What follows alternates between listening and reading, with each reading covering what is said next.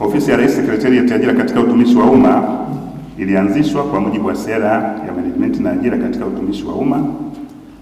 Aidha, kifungu cha 29 fungu kidogo cha kwanza cha sheria ya utumishi wa umma kinaelekeza uwepo kwa chombo maalum cha kushughulikia mchakato wa ajira katika utumishi wa umma, ambacho sasa ndio hicho kinachoitwa Sekretarieti ya Ajira.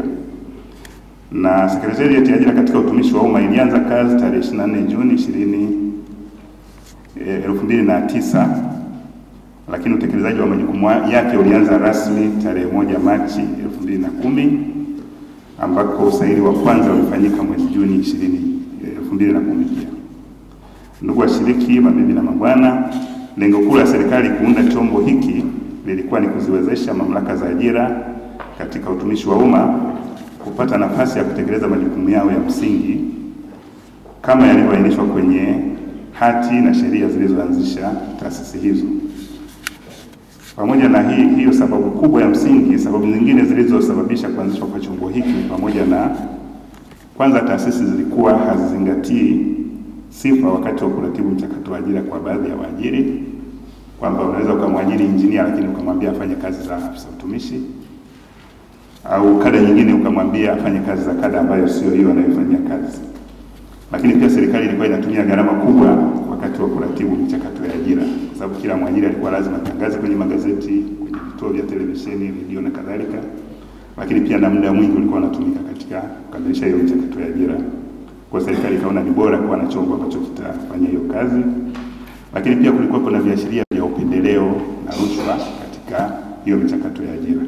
Kwa sababu hizo pamoja na nyingine, serikali ikaona iunde chombo hiki ambacho kingeweza kufanya kazi hiyo kwa niaba ya waajiri.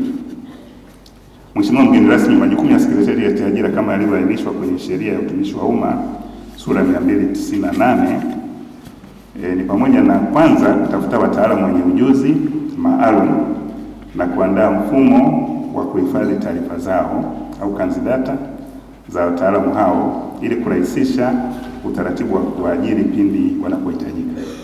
Kwa hiyo tunapoendesha michakato ya ajira ni kwamba kuna wanaofaulu, lakini kwa sababu nafasi zinakuwa chache, kwa hiyo wale wanaofaulu kwa kiwango cha juu tunawapangia vituo vya kazi, lakini wale waliofaulu lakini hawakupata nafasi ya kupangiwa tunabaki nao kwenye kanzidata.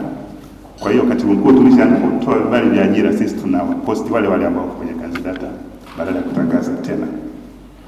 Lakini pia jukumu jingine ilikuwa ni kutangaza nafasi wazi za kazi zinazotokea katika utumishi wa umma baada ya kupata vibali vya Katibu Mkuu Utumishi, lakini pia kuwahusisha wataalamu maalum kwa ajili ya kufanya usaili kulingana na mahitaji ya kada zinazohusika.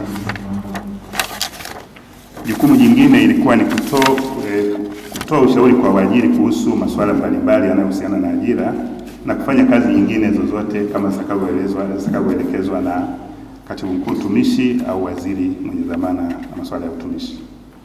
Ndugu washiriki, kikao hiki kinafanyika kwa mujibu wa kanuni ya 39 kanuni ndogo ya kwanza na ya pili ya kanuni za uendeshaji wa Sekretarieti ya Ajira katika utumishi wa umma za mwaka 2021 na marekebisho yake ambayo yalifanyika mwaka 2022.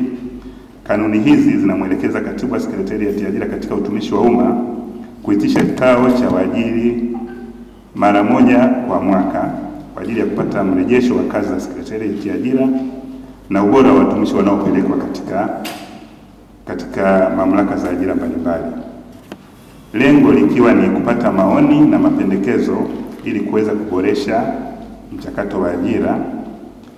Viongozi wa vyuo vikuu na taasisi za elimu ya juu pia wanatakiwa kuhudhuria ili na wao waweze kupata mrejesho wa ubora wa wahitimu wa vyuo vyao kwa lengo la kusaidia kuboresha mitaala ambayo inakidhi matakwa ya soko la ajira nchini. Kwa hiyo maana katika mkutano huu mtakuta tumejumuika kutoka taasisi hizo. Ndugu mgeni rasmi, kutokana na maelezo niliyotoa hivi punde, ni dhahiri kuwa Sekretarieti ya Ajira itekeleze majukumu yake kwa ufanisi, inao wajibu wa kufanya kazi kwa kushirikiana kwa karibu sana na mamlaka za ajira katika utumishi wa umma, na kwa msingi huo Sekretarieti ya Ajira inatakiwa kuhakikisha inawasiliana na waajiri na taasisi za elimu ambao ndio wadau wake wakubwa kwa lengo la kupata mrejesho ili kuendelea kuboresha michakato ya ajira na hatimaye kupata watumishi wenye ubora na weledi ndani ya utumishi wa umma.